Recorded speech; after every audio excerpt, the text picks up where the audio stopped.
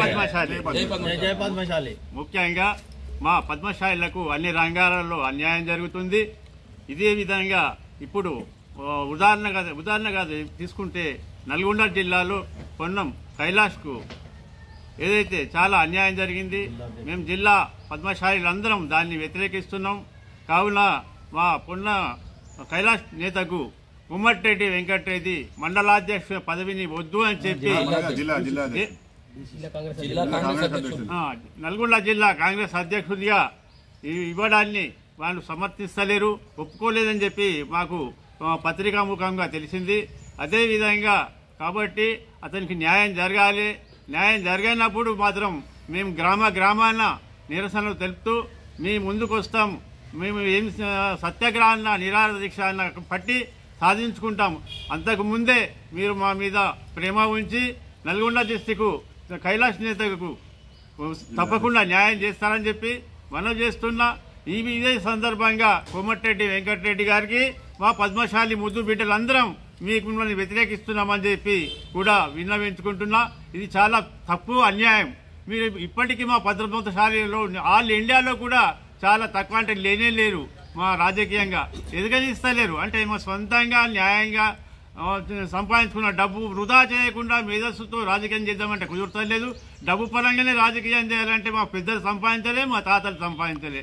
ఏ విధంగా రాజకీయం చేయమంటారు? ఇది నిజాయితీగా రాజకీయం చేస్తా అంటే వీళ్ళు తాపకుక్కలు, రెడ్డిళ్ళు, దొరలు, ఉన్నత కులాలస్తులు మా పద్మశాలకి ఏమడిపడ్డారు. ఇది పద్ధతి కాదు కదా. చాలా ఆలోచించండి. ఈ క్రమశిక్షణ గల వ్యక్తులకి అంటే ఈ కులంకే క్రమశిక్షణ ఉందని చెప్పి అందరు ఒప్పుకుంటున్నారు. కాబట్టి మా కులానికి సంబంధించినటువంటి పెద్దలు రాజకీయంగా ఎవరు ముందుకొచ్చినా మీరు సమర్థించి ఉన్నత స్థానంలో ఉంచాలని చెప్పి మీ అందరికీ మనవి చేస్తున్నా. ప్రత్యేకించి ముఖ్యంగా సీఎం రేవంత్ రెడ్డి గారికి మనవి చేస్తున్నా. తప్పకుండా మాకు న్యాయం చేయాలని చెప్పి మనవి చేస్తున్నా. కోమటిరెడ్డి వెంకటరెడ్డి గారికి విన్నవించుడు కాదు, ఇది చాలా పొరపాటు. మీ కులం వాళ్ళే పైకి రావాలి, మా కులం వాళ్ళు పైకి రావద్దని అంటే కనీసం ఒక ఊరుకు ఒక రెండు కుటుంబాలు లేవు. కనీసం ఒక 50 కుటుంబాలని మా పద్మశాలి ప్రతి విలేజ్లో తెలంగాణలో. వీరంతా అనుకుంటే మీరు డిపాజిట్ కూడా దక్కదు. అందుకని హెచ్చరిస్తున్నాం సార్. మీరు తప్పకుండా మా పద్మశాలి విషయం అడ్డం వస్తే మాత్రం మర్యాద ఉండదు. కాబట్టి వెంటనే మీరు తిరుగు లెటర్ సీఎం రేవంత్ రెడ్డి గారికి ఇవ్వాలని చెప్పి నేను విన్నవించుకుంటున్నా. Thank you sir.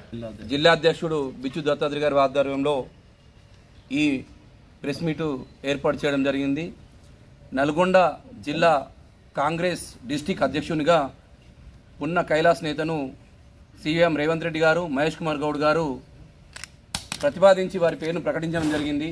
దాన్ని వ్యతిరేకిస్తూ స్థానిక నల్గొండ మంత్రివర్యులు కోమటిరెడ్డి వెంకటరెడ్డి గారు అతనికి ఇవ్వకుండా ఆ సొంత తమ యొక్క వ్యక్తులకు ఇవ్వాలని రేవంత్ రెడ్డి గారికి ప్రతిపాదించడం చాలా శోచనీయం.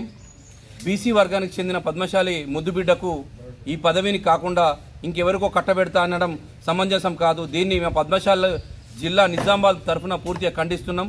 దీన్ని కూడా ఆయన వెంకటరెడ్డి గారు పద్ధతి మార్చుకోకుంటే ఖచ్చితంగా మా పద్మశాలందరం గ్రామాన మండలంలో, డిస్టిక్లో మరియు రాష్ట్రం వ్యాప్తంగా హైదరాబాద్లో కూడా ధర్నా చేయడం జరుగుతుంది. మా పద్మశాలంతా మీపై పూర్తి వ్యతిరేకంగా ఖండిస్తున్నాం. ఖచ్చితంగా మా కైలాస్ నేతను సీఎం రేవంత్ రెడ్డి గారు, మహేష్ కుమార్ గౌడ్ ప్రతిపాదించారు.